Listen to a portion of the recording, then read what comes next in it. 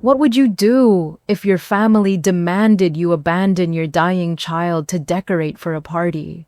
When my 5-year-old daughter was fighting for her life in the ICU, my sister called with the most unthinkable request.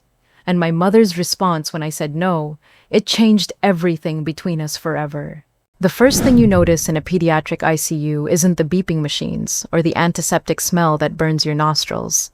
It's the silence between the beeps. That terrifying pause where you hold your breath waiting for the next sound that tells you your child is still fighting. I'm Rachel Miller, 34 years old single mom, and for the past 72 hours I've been living in this plastic chair next to my daughter Lily's hospital bed. She's 5. She loves dinosaur strawberry ice cream and asking me why the sky changes colors at sunset. Right now she's unconscious with a breathing tube down her throat. The ventilator pushes air into her tiny lungs every few seconds. Whoosh! Pause. Whoosh! Pause. I've memorized that rhythm. It's become my heartbeat. Her face is so small against the white pillow, almost lost among all the wires and tubes. There's tape across her cheeks holding everything in place. Her favorite stuffed dinosaur Rex sits on the bedside table, watching over her like I am. I haven't moved him since the nurses brought him from home. Some things need to stay exactly where they belong. 3 days ago, we were having breakfast. Lily was dipping her toast into her scrambled eggs, something I usually tell her not to do. But that morning, I let it slide.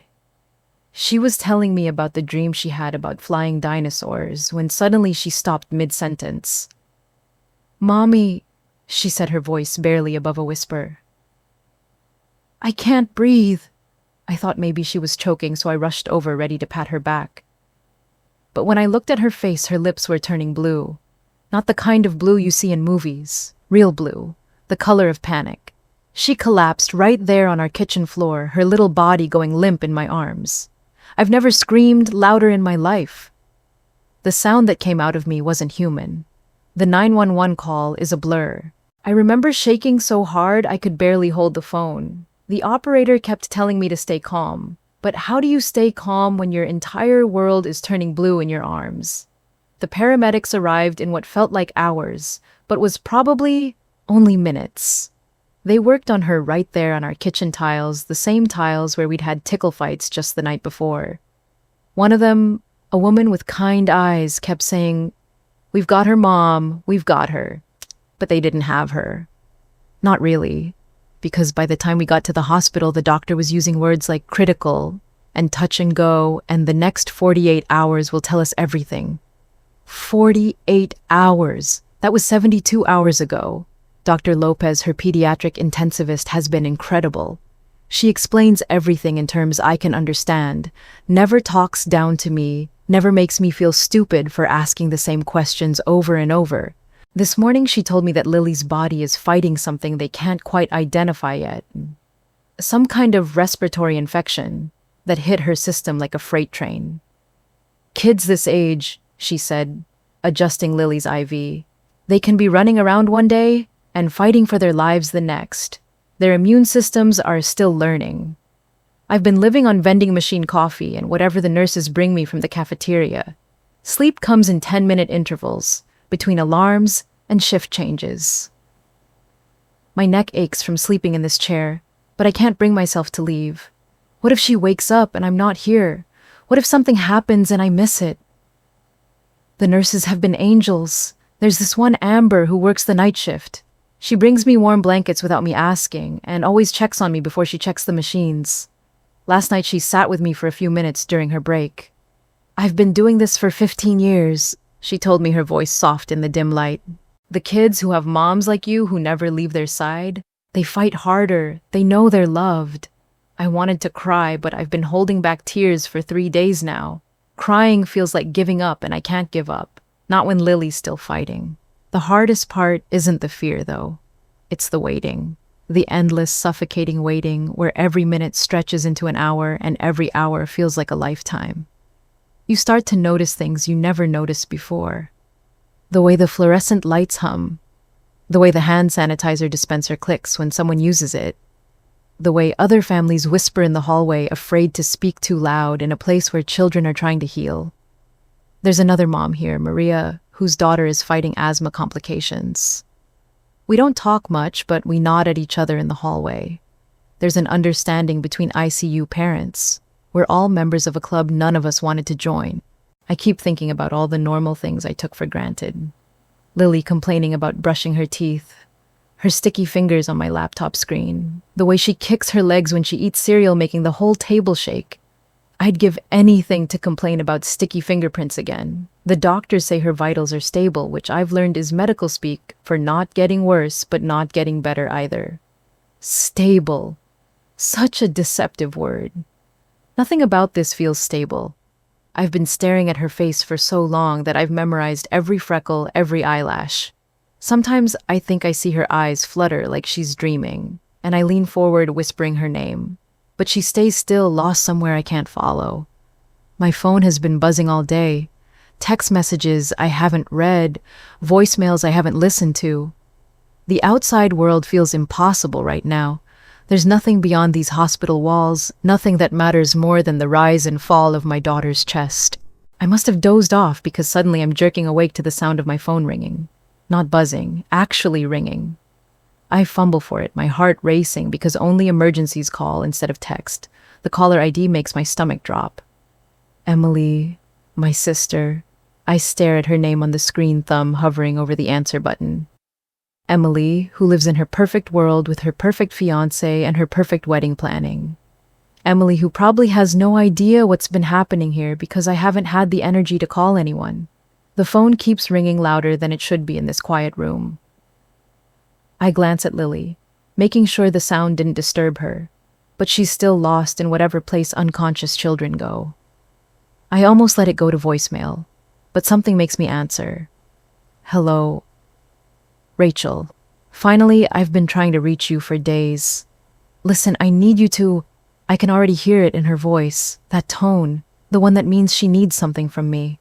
And suddenly, sitting here in this hospital room, watching my daughter fight for her life, I realized something that will change everything between us. That call would change everything. To understand why that phone call hit me like a punch to the gut, you need to know something about my family. About the invisible rules that govern our relationships and the prices we pay for love that comes with conditions. 5 years ago, I was Rachel Matthews, married to David, living in a cramped apartment in Hillcrest, trying to make ends meet as a freelance web designer. David worked construction. Good, honest work, but not the kind of career that impressed my mother. When I told her we were engaged, her first question wasn't, "Are you happy?" It was, "What does his father do?" The marriage lasted 3 years. Long enough to have Lily, long enough to realize that David's idea of responsibility was showing up when he felt like it. He'd disappear for days, come home smelling like beer and other women's perfume, then act surprised when I wasn't grateful for his return. When I finally asked for a divorce, my mother's response wasn't sympathy. It was disappointment. "You couldn't even make that work," she said, as if my failed marriage was just another item on her list of my inadequacies. But you know what? Leaving David was the best decision I ever made, because it gave me something I'd never had before. Just me and Lily figuring out our own little world together. Our life isn't glamorous. We live in a 1-bedroom apartment in Normal Heights. Lily sleeps in the bedroom. I sleep on a pull-out couch in the living room. The kitchen is so small, you can touch both walls if you spread your arms wide, but it's ours. Saturday mornings, we have pancakes for breakfast and dinosaur documentaries. Lily sits cross-legged on the coffee table, pointing at the TV with her fork, explaining to me the difference between a triceratops and a styracosaurus, like I'm the student and she's the teacher. "Mommy, you see those horns?" That's how you know. Triceratops has 3, styracosaurus has lots of little ones, like a crown. She's right, of course. My 5-year-old knows more about prehistoric creatures than most adults. She has this way of getting completely absorbed in whatever interests her, diving so deep that everything else disappears. It's one of my favorite things about her.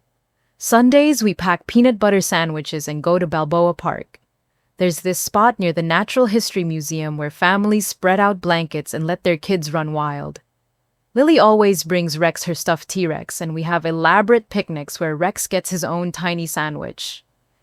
Rex is carnivorous, Lily always reminds me, but he likes peanut butter because he's a modern dinosaur. These are the moments that matter, not the fancy family dinners or the holiday photo shoots that my mother orchestrates. Just me and Lily sharing terrible jokes and discovering cloud shapes and building blanket forts on rainy afternoons. But my family has never understood this kind of happiness. To them, contentment looks like status symbols and social media posts and keeping up appearances. Enter Emily, my younger sister by 3 years, but somehow she's always felt older, more sophisticated, more everything. Emily lives in La Jolla, in a house with a view of the ocean. She drives a BMW, wears designer clothes, and her engagement ring could probably pay my rent for a year. She's marrying Trevor, who works in finance and wears suits that cost more than I make in a month. They're perfect together in that glossy magazine way. Beautiful people living a beautiful life, planning a beautiful wedding that will generate beautiful photos for their beautiful social media accounts. Emily isn't mean exactly, she's just oblivious. She lives in a bubble where problems can be solved with money and where everyone wants the same things she wants. She genuinely can't understand why I don't want her life. "You could do so much better than that apartment," she told me once, standing in my living room looking around like she was surveying a crime scene. "I know people who could get you into marketing, real marketing, not just websites for mom and pop shops." What she doesn't understand is that I like my clients. I like helping the local bakery update their online menu and building websites for small nonprofits. I like work that feels personal, that matters to real people, in small ways. But Emily sees it as settling, just like our mother does. Veronica Miller has been disappointed in me since I was old enough to have opinions that differed from hers. When I chose art instead of business in college, she called it expensive finger painting. When I married David, she said I was marrying down. When I got divorced, she said I was giving up too easily. The thing about my mother is that her love has always come with a price tag. She'll pay for things, sure. Lily's private school tuition gets paid every semester right on time, but it's not generosity. It's control. "I'm investing in Lily's future," she told me when I tried to decline her offer to pay for preschool. "Someone in this family needs to think about her prospects." The subtext was clear: since I'm incapable of providing properly for my daughter, she'll step in. But every check comes with expectations. Every dollar spent becomes leverage in future conversations. I have to attend every family gathering, every birthday dinner, every holiday celebration, every carefully orchestrated event designed to showcase what a successful family we are. If I don't show up, I hear about it for months. "You're so selfish, Rachel. We do so much for you and Lily, and you can't even be bothered to spend Christmas with your family." Never mind that Christmas at my mother's house means 3 hours of listening to Emily's wedding planning updates, while I help serve dinner and clean up afterward. Never mind that Lily has to sit perfectly still and quiet while the adults talk about things that don't interest her. My mother has this way of making you feel grateful for criticism. She'll compliment Lily's dress, then add, "Though maybe something with long sleeves next time. Her arms are getting a little too much sun." She'll praise my work, then suggest I might want to aim higher professionally. It's death by 1,000 small cuts. Nothing dramatic enough to call out, but constant enough to make you question everything about yourself. The worst part is how she uses Lily as a weapon. Last year, when I couldn't make it to Emily's engagement party because Lily had strep throat, my mother's response was a masterclass in guilt manipulation. "You always disappoint Rachel. But Lily deserves better." Lily deserves better. As if loving my daughter fiercely, as if building a stable, happy life for us, as if showing up every single day wasn't enough, as if the only way to be a good mother was to be the kind of woman my mother approved of. That phrase haunts me, because part of me wonders if she's right. Maybe Lily does deserve better than a mom who lives paycheck to paycheck and sleeps on a pull-out couch.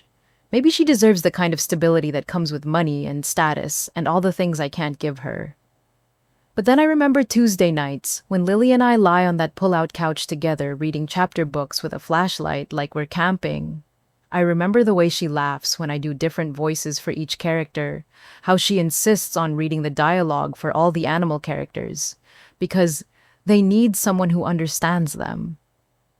I remember the morning last month when she woke up early and crawled into bed with me, whispering, "Mommy, I had the best dream. We were riding dinosaurs to the grocery store and all the grown-ups were jealous because they had to walk." These moments, these perfect, ordinary moments, are worth more than anything my mother's money could buy. But try explaining that to someone who measures love in dollar signs and social status. The truth is, I've been walking this tightrope for years, trying to maintain some relationship with my family while protecting Lily and myself from their constant judgment. Taking the help we need while trying not to lose myself in the process. It's exhausting, this performance of gratitude, this pretense that their conditional love is better than no love at all. But sitting in this hospital room, watching my daughter fight for her life, all of that family drama feels impossibly small. The only thing that matters is the rise and fall of her chest. The only success that counts is her next breath. So, when Emily's voice comes through my phone, already demanding something before she's even asked how I am, something inside me snaps. Because for once in my life, I have perfect clarity about what really matters. And it isn't whatever Emily needs from me. It's the little girl lying unconscious in this hospital bed, counting on me to choose her first. Always. But I'm getting ahead of myself. Let me take you back to that first day when everything changed in the span of 20 minutes. We'd been in the emergency room for 6 hours. Lily was conscious then, but barely. Her breathing was shallow and labored, like she was drowning in air. They'd given her oxygen, started an IV, run more tests than I could count. But nothing was helping. Dr. Lopez appeared around hour 7. I'd never seen her before, but I instantly knew she was different from the other doctors. She knelt down beside Lily's gurney so they were at eye level, spoke directly to her in a voice that was both gentle and confident. "Hi there, sweetheart. I'm Dr. Lopez. I'm going to help you breathe better, okay?" Lily nodded weakly, her little hand clutching mine with surprising strength. Dr. Lopez turned to me and I could see the concern in her eyes, even though her voice stayed calm. "Mrs. Miller, Lily's having severe respiratory distress. We need to intubate her to help her breathe while we figure out what's causing this." Intubate. Such a clinical word for something so terrifying. I knew what it meant, but I asked anyway, hoping I was wrong. "We're going to put a breathing tube down her throat and connect her to a ventilator. It sounds scary, but it's going to give her lungs the support they need right now." The next few minutes happened in slow motion and fast forward at the same time. They asked me to step outside while they prepared her. I stood in the hallway, pressing my back against the cold wall, listening to the controlled chaos of medical terms and machine beeps coming from behind the door. When they let me back in, Lily looked so small, smaller than I'd ever seen her. The breathing tube was taped to her face, and there were more wires than before. Her eyes were closed, and for one terrifying moment I thought I was too late. "She's sedated," Dr. Lopez explained, checking the ventilator settings. "She can't be awake with the breathing tube, but her vital signs are stabilizing." Then came the words that would haunt me for the next 3 days. "The next 48 hours are critical. We'll know more then." Critical. Such a small word to carry such enormous weight. They moved her to the pediatric ICU, and that's where I've been ever since. This plastic chair that's molded itself to my body, this view of Lily's face, surrounded by machines, this rhythm of alarms and shift changes that's become my entire world. I haven't left. Not once. Not to go home for clean clothes, not to shower, not even to walk outside for fresh air. The nurses brought me a toothbrush and some hospital scrubs, and that's been enough. Everything I need is in this room. Food comes from vending machines down the hall, stale sandwiches and bags of chips that taste like cardboard, coffee that's been sitting in the pot for hours. I eat because I know I should, but nothing has flavor, nothing matters, except the steady rise and fall of Lily's chest. Sleep is impossible, but exhaustion hits in waves. I doze off for minutes at a time, then jerk awake, panicked that something happened while my eyes were closed. The chair reclined slightly, but not enough to be comfortable. Not that comfort matters now. What matters is being here when she wakes up. What matters is making sure she knows she's not alone. The memories hit me at the strangest times. I'll be watching the ventilator push air into her lungs, and suddenly I'm back in our apartment 3 years ago, watching her take her first steps. She was 14 months old, wearing this ridiculous outfit that my mother had bought her a dress with ruffles and tiny shoes that served no purpose except to look cute. Lily hated those shoes. She'd kick them off every chance she got.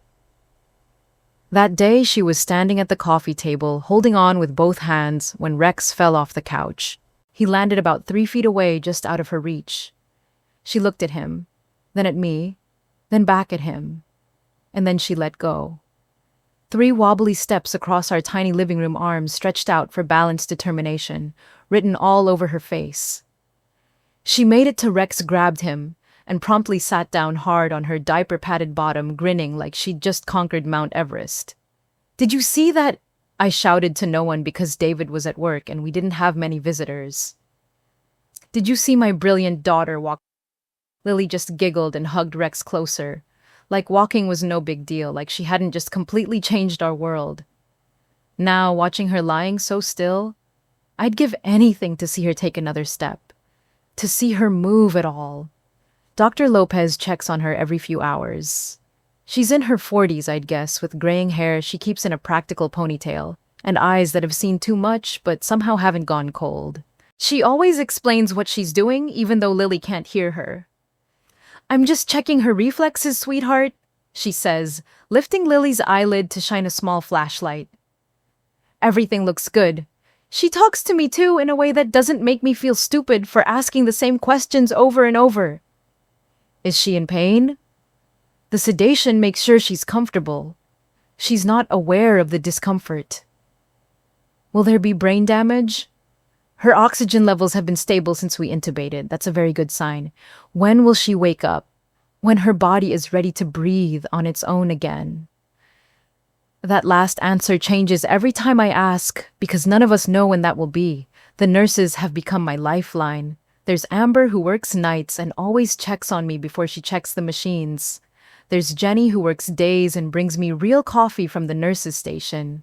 There's Marcus, who works weekends and has a daughter Lily's age. "They're tougher than they look," he told me yesterday, adjusting Lily's blanket.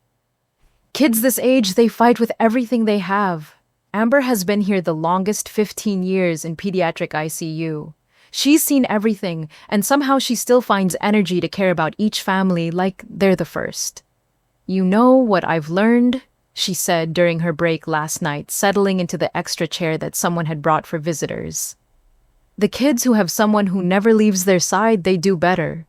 They fight harder. Love is medicine too." I wanted to cry when she said that, but I've been holding back tears for days. Crying feels like giving up, and I can't give up while Lily's still fighting. The first night was the longest night of my life. The ICU never really gets dark, just dimmer, and the sounds never stop. Alarms from other rooms, conversations at the nurses' station, the constant hum of machines keeping children alive. I'd never been particularly religious. My family went to church when I was little more for appearances than faith, and I'd stopped going altogether after high school. But that first night, sitting in the half-dark, watching my daughter's chest rise and fall mechanically, I found myself praying to a God I wasn't sure I believed in. "Please," I whispered into the dim light, "please don't take her. She's only 5. She hasn't had enough time yet. She hasn't seen dinosaur bones in a real museum, or learned to ride a bike, or had her first day of real school. Please give her more time." I'm not sure if it was a prayer or a bargain, or just desperate words thrown into the universe. But I meant every word. The second day brought new terror. I was dozing in the chair when alarms started going off. Not the usual beeps and blips, but urgent, insistent sounds that sent ice through my veins. Nurses rushed in. Dr. Lopez appeared as if from nowhere, and suddenly there were too many people around Lily's bed. Her temperature spiked to 104, someone said. Blood pressure's dropping. Push another bolus.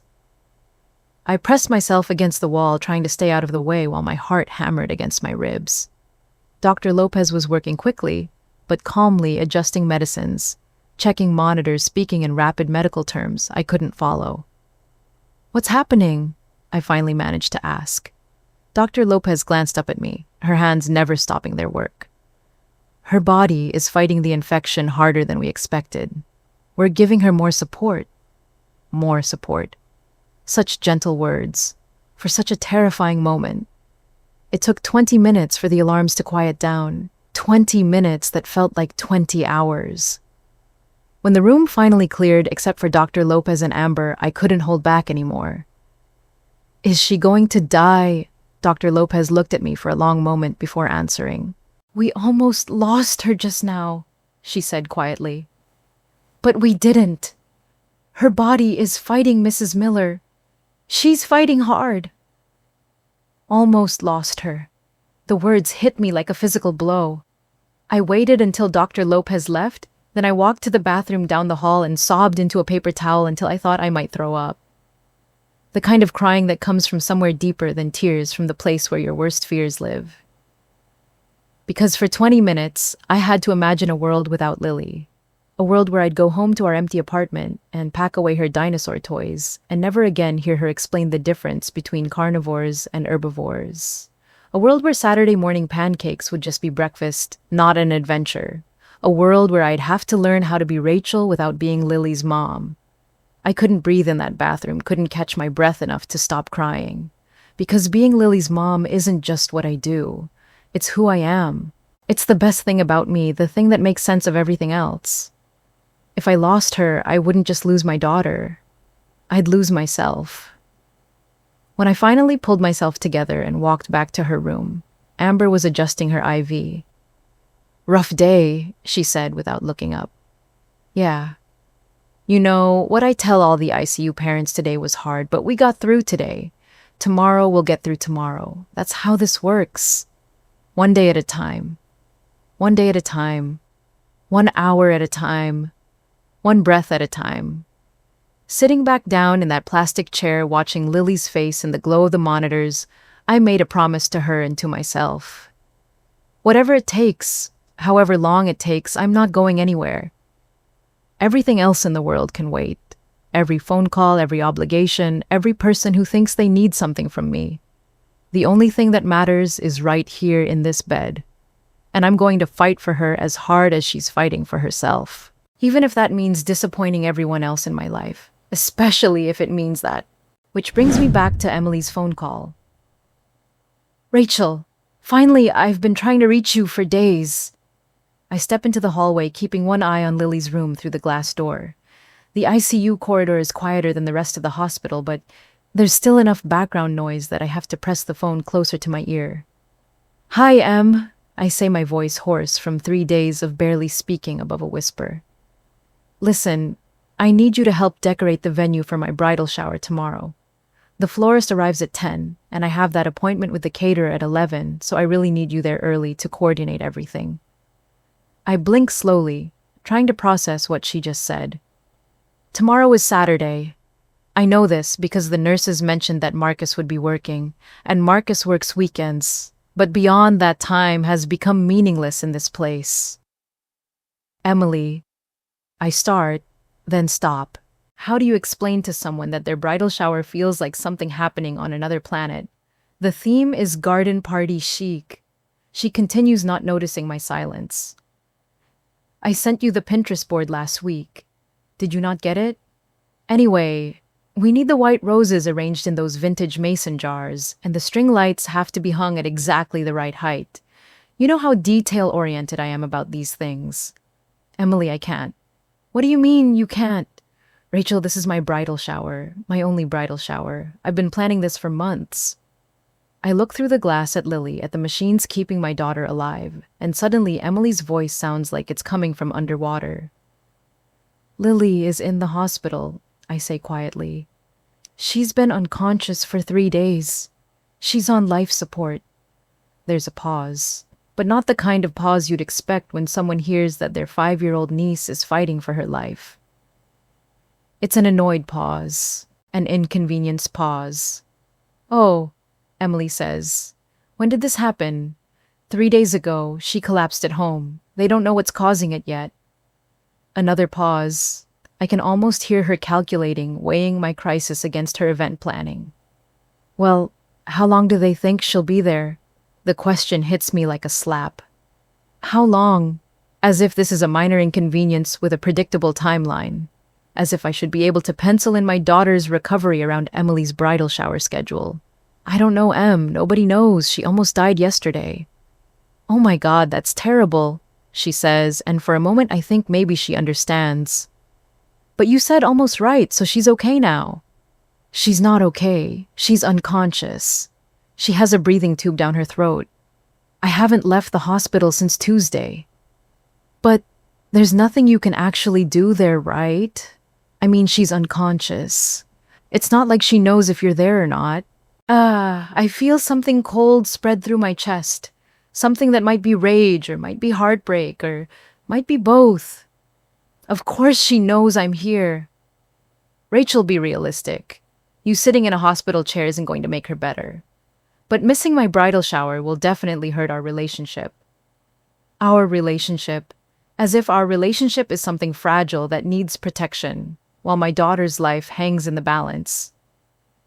"Emily, I'm not leaving her." "You're being dramatic. This is exactly what you always do. You create some crisis to get out of family obligations." Create some crisis. As if I orchestrated my 5-year-old's respiratory failure to avoid arranging flowers. I'm not being dramatic. I'm being a mother. And I'm being a sister who needs her family on one of the most important days of her life. Mom already thinks you don't care about this family. Don't prove her right. There it is. The threat that always lurks beneath the surface of every conversation with Emily. Disappoint me and I'll tell Mom, don't do what I want and you'll be in trouble with the family authority. "Emily, I'm hanging up now." "Wait, Rachel, don't be like this.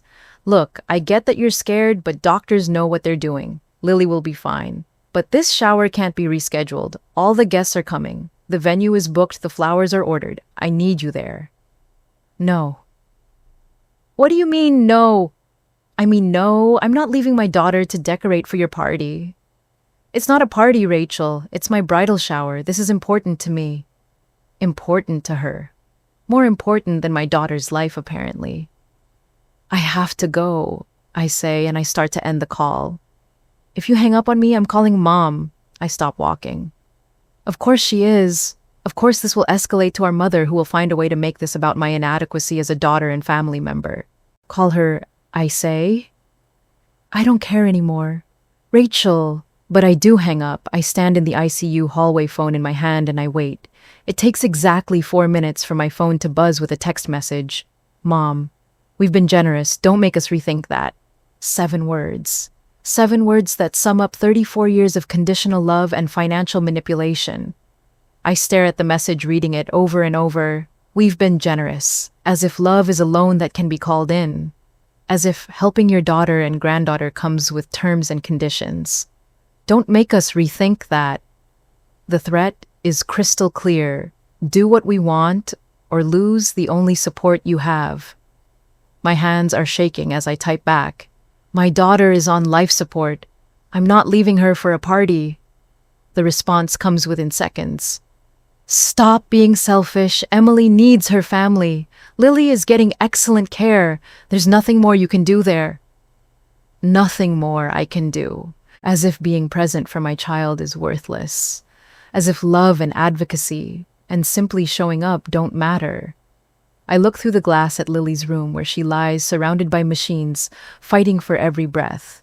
And I think about all the times I've compromised, all the times I've swallowed my instincts to keep peace with my family. The time I brought Lily to Christmas dinner when she had a fever because my mother said, "We don't cancel family plans for sniffles." The time I worked overtime to pay for a babysitter so I could attend Emily's engagement party, even though Lily was going through a difficult phase and just wanted her mom. The time I apologized for my attitude when I suggested we have Mother's Day, somewhere more child-friendly than an expensive restaurant where Lily couldn't touch anything. All those times I chose them over her, chose keeping peace over being present, chose being a good daughter over being the mother Lily deserved. My phone buzzes again. If you embarrass Emily by missing this shower, there will be consequences. Think about Lily's future.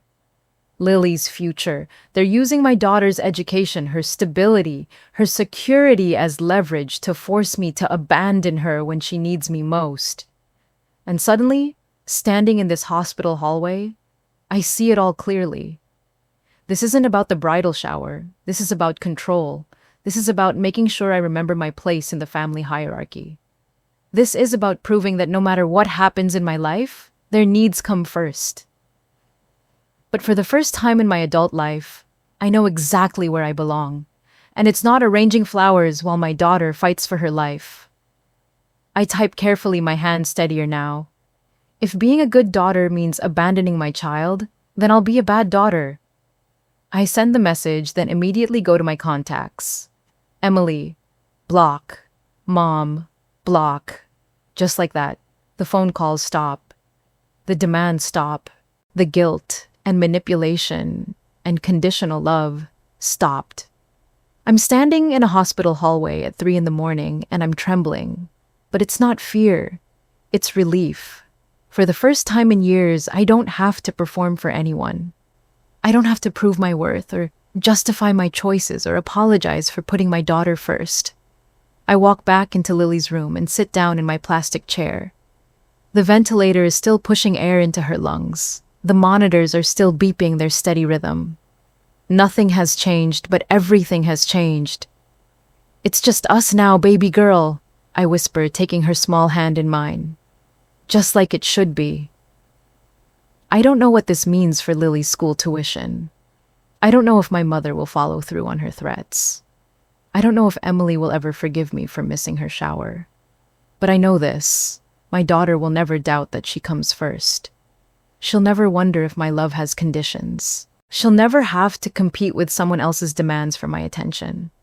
Because loving her isn't generous. It's not a favor I do when it's convenient. It's who I am. And for the first time in my life, that feels like enough. The funny thing about cutting toxic people out of your life is how quiet it gets afterward. Not silent exactly, but peaceful in a way you didn't realize you were missing. Without the constant anxiety of checking my phone for disapproving messages, without the mental energy spent anticipating the next demand or criticism, I could focus completely on what mattered. And what mattered was the steady rhythm of Lily's breathing, the way her eyelids fluttered sometimes, like she was dreaming the small improvements that Dr. Lopez pointed out each day. Her oxygen levels are more stable today, she told me on day 4. Her body is responding to the treatment. Day 4. I'd been living in this chair for 4 days, and it felt both like a lifetime and like no time at all. That morning, I met Maria. I was refilling my coffee cup in the family lounge when I noticed another woman sitting alone at one of the small tables. She looked like I probably looked: rumpled clothes, exhausted eyes, the particular kind of tiredness that comes from loving someone who's fighting for their life. "I see you, Mom," she asked when she saw me looking. I nodded. "You too. Day 7, she said. My daughter Zoe is in room 314. Severe asthma attack. They couldn't get it under control at home." I sat down across from her. "Lily, room 318, respiratory infection day 4. We didn't need to say more than that. There's an instant understanding between ICU parents, a recognition that goes deeper than words. Maria was older than me, maybe early 40s, with streaks of gray in her dark hair and laugh lines around her eyes. She had the kind of face that looked like it smiled easily, even though she wasn't smiling now. "It's my second time here," she said, stirring sugar into her coffee. "Zoe's had asthma since she was 2, but this is the worst it's ever been. That must be terrifying, knowing it could happen again. You learn to live with it, but you never get used to it." She looked toward the ICU doors. "What about you? First time, yeah. I keep thinking I should know what to do, but everything feels impossible." Maria nodded slowly. The not knowing is the worst part. At least with asthma, we understand the enemy, but you're dealing with something completely unknown. We sat in comfortable silence for a while, two mothers in the strange limbo between hope and fear. Can I ask you something? Maria said eventually. Sure. Do you have family helping you through this? The question should have been simple, but my throat tightened. It's complicated. Maria waited, not pushing, just present. My mom and sister think I should leave Lily to attend my sister's bridal shower, I heard myself saying. They think I'm being dramatic. Maria's coffee cup stopped halfway to her mouth. They think you're being dramatic about your child being in the ICU. My family has very specific ideas about priorities, and their priorities don't include sick children. Their priorities include maintaining appearances and not inconveniencing anyone. Maria set down her cup and looked at me with something that might have been anger. Let me guess, they've never spent a night in a hospital chair. Not even close. Sometimes it takes a crisis to see people for who they really are, she said quietly. I learned that during Zoe's first hospitalization. You find out real quick who shows up and who makes excuses. She was right. In 4 days, I'd learned more about the people in my life than I had in years of normal interactions. My family had shown their true colors, but so had others.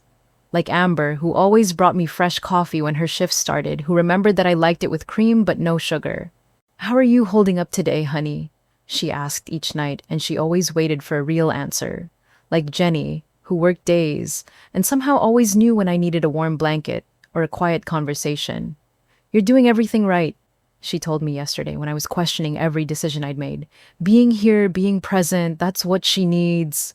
Like Dr. Lopez, who explained every procedure, every change in medication, every fluctuation in Lily's condition. Like I was a colleague instead of a worried parent. Like Marcus, who worked weekends and had started bringing me crossword puzzles. Keeps your mind busy during the waiting, he said, sitting them on the rolling table beside my chair. But not so busy that you can't pay attention to what matters. These strangers, these people who owed me nothing, were showing me more care and support than my own family ever had. Even Lucia, the cleaning lady who worked the overnight shift, had become part of my strange new support system. I raised 4 kids, she told me while emptying the trash in Lily's room. 3 of them spent time in hospitals. The worry never stops, but you learn to carry it differently. How do you carry it differently? You remember that worry is love with nowhere to go, so you put it into being present, into doing the next right thing. You trust that love is enough even when you can't see the outcome. Love is enough, even when you can't see the outcome. I thought about that conversation while I sat with Lily that night, watching her chest rise and fall with the ventilator's rhythm. Outside her window, the city was settling into sleep, but the ICU never really slept. There were always lights, always sounds, always someone watching over the children who couldn't watch over themselves. I love you so much, baby girl, I whispered, holding her small hand. I know you can't hear me, but I'm here. I'm always going to be here. That's when I felt it. The smallest movement, barely there, but definitely real. Her fingers squeezing mine. I sat up straighter, leaning closer to her face. Lily, can you hear me, sweetheart? Another squeeze, a little stronger this time. Nurse, I called out, my voice louder than it had been in days. Amber, something's happening. Amber was in the room within seconds, followed by another nurse I didn't recognize. What did you feel? Amber asked, checking Lily's monitors. She squeezed my hand. Twice. Amber lifted Lily's eyelids, shining a small flashlight into her pupils. Lily, can you hear me, sweetie? If you can hear me, squeeze your mom's hand. We all held our breath. And then, clear as day, Lily's fingers tightened around mine. Oh my God, I breathed. I'm calling Dr. Lopez, the other nurse said, already reaching for the phone. Dr. Lopez arrived faster than seemed possible, still in her scrubs from another emergency. She went through a series of tests, checking reflexes, monitoring brain activity, assessing Lily's responses. Her neurological responses are excellent, she said after what felt like hours. Let's see if she's ready to breathe on her own. The next 20 minutes were a careful dance of reducing ventilator support while monitoring Lily's oxygen levels. I watched the numbers on the screen, not understanding most of them, but knowing they were important. She's maintaining her oxygen levels, Dr. Lopez said, and I could hear cautious excitement in her voice.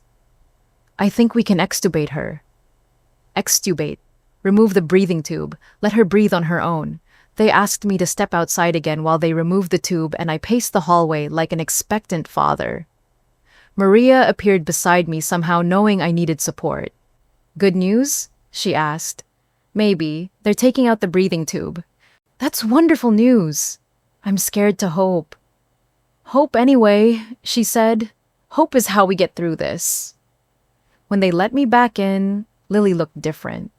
Smaller without the tape across her face, but more like herself.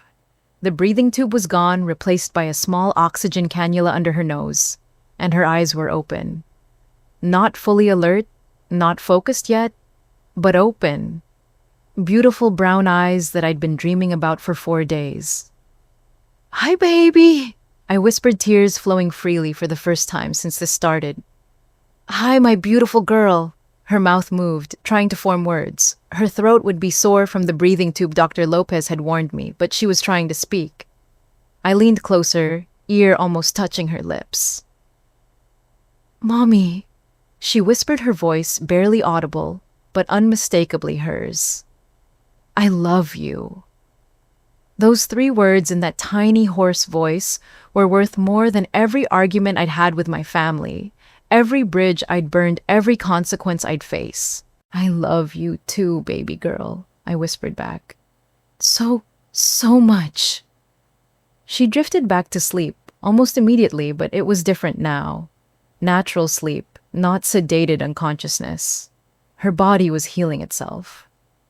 Dr. Lopez smiled as she updated Lily's chart. This is exactly what we wanted to see. Her body fought off the infection, and now it's recovering. She's going to be okay. She's going to be okay.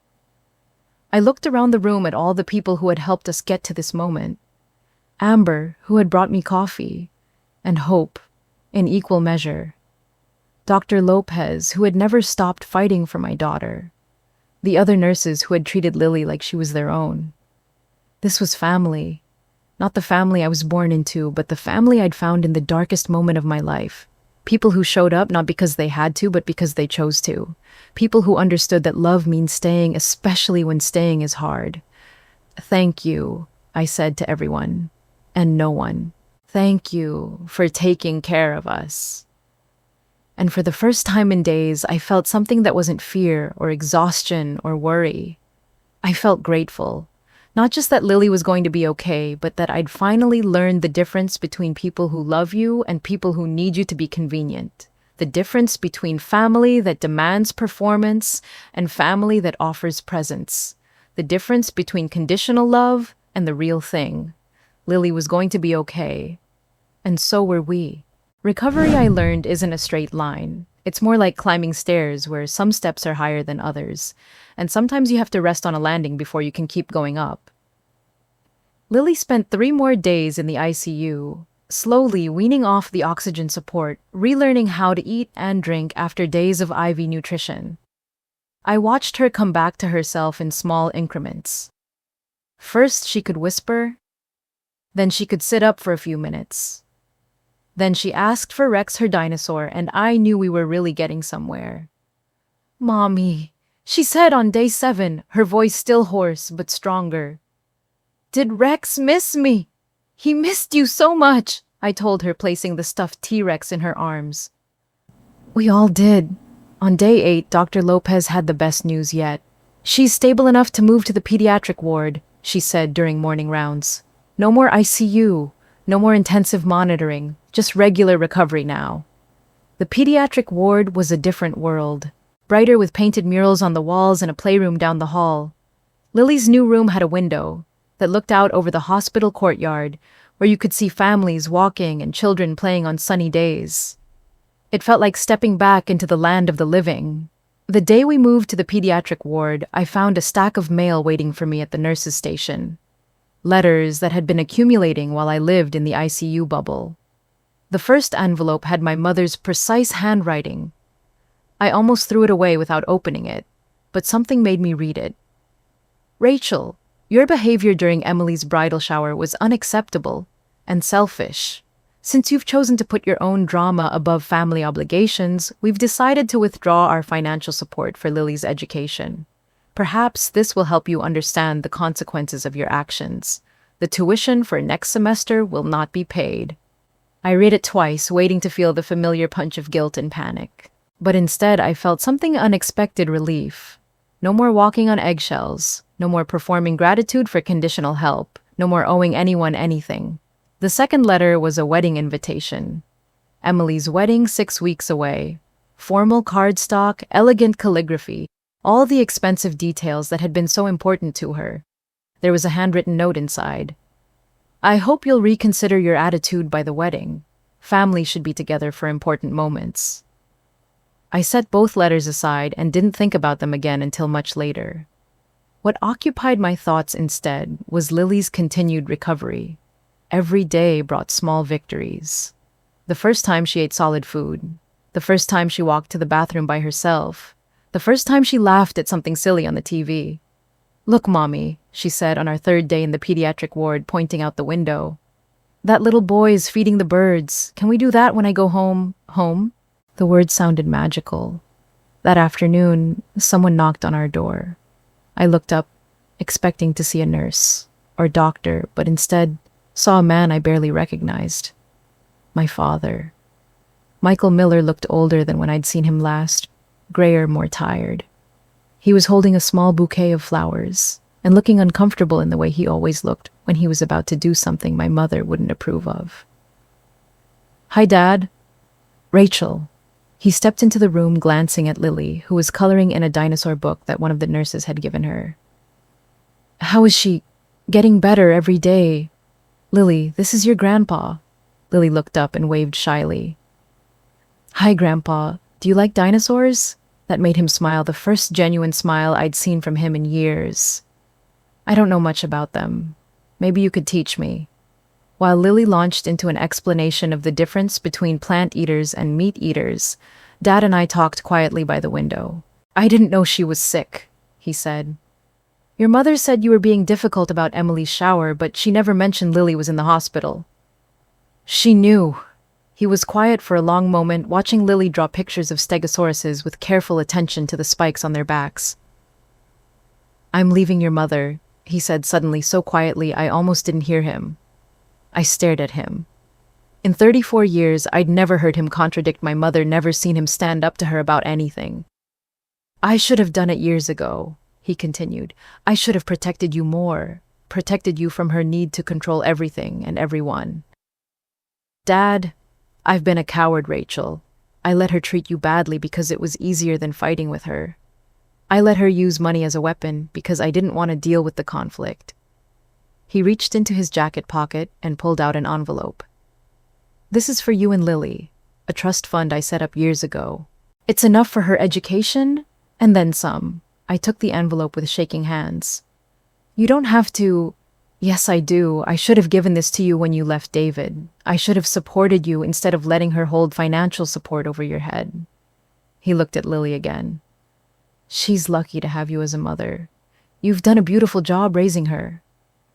Those words coming from my quiet father, who had spent my whole life staying neutral, meant more than I could express. I'm proud of you, he said before he left, for putting Lily first, for standing up to us. It took courage.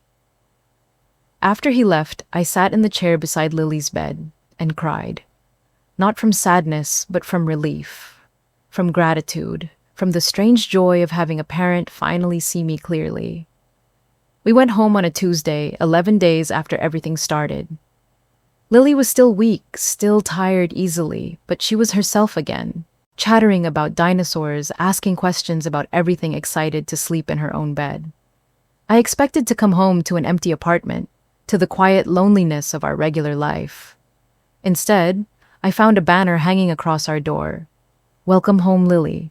Maria was waiting in the hallway with her daughter Zoe, who had been discharged 2 days earlier. Behind them were neighbors I'd barely spoken to before, and somehow impossibly Amber was there too. We wanted to surprise you, Maria said, hugging both me and Lily. Nobody should come home from the hospital to an empty house. They had decorated our tiny apartment with balloons and streamers. The kitchen table was covered with casseroles and homemade cookies. There were flowers everywhere, and a pile of get-well cards from people I was still learning to call friends. This is amazing, I said, looking around at all these people who had shown up for us without being asked. This is what family does, Amber said simply. Real family. The kind that shows up without being obligated. The kind that brings casseroles and stays to wash dishes. The kind that celebrates your victories and supports you through your struggles. That evening, after everyone had gone home and Lily was asleep in her own bed, for the first time in almost 2 weeks, my phone buzzed with a text message. Emily. Mom said you betrayed us. What really happened? I stared at the message for a long time. Then I scrolled through my photos until I found the one I'd taken of Lily in her hospital bed, unconscious with the breathing tube surrounded by machines. I sent it without any explanation. Her response came within minutes. Oh my God, Rachel! I had no idea! I'm so sorry! Why didn't you tell me how serious it was? I started to type several responses, then deleted them all. Finally, I wrote, I tried to. You didn't want to hear it. I should have listened. I should have asked more questions. I was so focused on the wedding that I couldn't see past my own needs. It was more self-awareness than Emily had ever shown, and I appreciated it. But it didn't change what had happened. It didn't erase the moment when she'd called my daughter's fight for life drama or accused me of creating a crisis to avoid family obligations.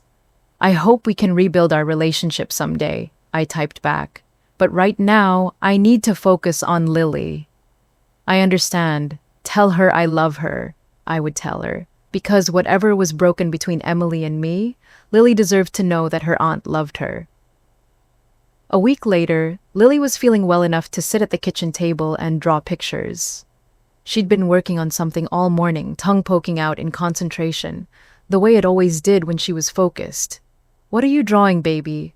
My family, she said, holding up the paper proudly. It was a picture done in crayon, the kind of art that only makes sense when a 5-year-old explains it to you. There were stick figures of different sizes, each one carefully labeled in Lily's careful printing. That's you, she said, pointing to a figure with long hair. And that's me, and that's Maria and Zoe. Her finger moved across the page. And that's Amber, and Dr. Lopez, and Marcus. In the center of the page, drawn larger than everything else, was a red heart. What's the heart for? That's love, she said, matter-of-factly. Because they all love us and we love them. At the top of the page, in her best kindergarten handwriting, she had written, My real family. I hung that picture on our refrigerator, right where I could see it every morning when I made coffee. A reminder of what we'd learned in the hardest week of our lives. Family isn't about blood, or obligation, or financial support. It's about showing up. It's about choosing to love without conditions. It's about being present when presence is all you have to offer. 3 months later, I got a wedding photo in the mail. Emily looked beautiful in her white dress, surrounded by flowers and family members I recognized, but no longer felt connected to. There was no note, just the photo, but I understood what she was trying to say. Look what you missed. Look what you chose to walk away from. But looking at that photo, I didn't feel regret. I felt grateful, because the day of Emily's wedding was the same day Lily started the kindergarten at the local public school. I used my father's trust fund to pay for tutoring and art classes instead of private school tuition. We rode the bus together on her first day, and I got to walk her to her classroom and meet her teacher. Are you nervous? I asked as we stood outside the kindergarten door. A little bit, she said, then brightened. But you'll be here when school is over, right? I'll be here, I promised. I'll always be here. Please be. That afternoon, she came running out of school with a huge grin and a picture she'd drawn during art time. We had to draw our families, she explained, showing me another stick figure masterpiece.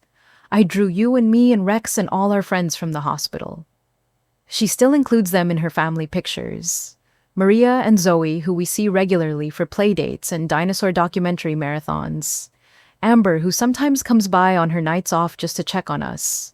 Dr. Lopez, who we visit every 6 months for follow-up appointments that feel more like friendly catch-ups. These are the people who showed up when we needed them most. These are the people who loved us without asking for anything in return.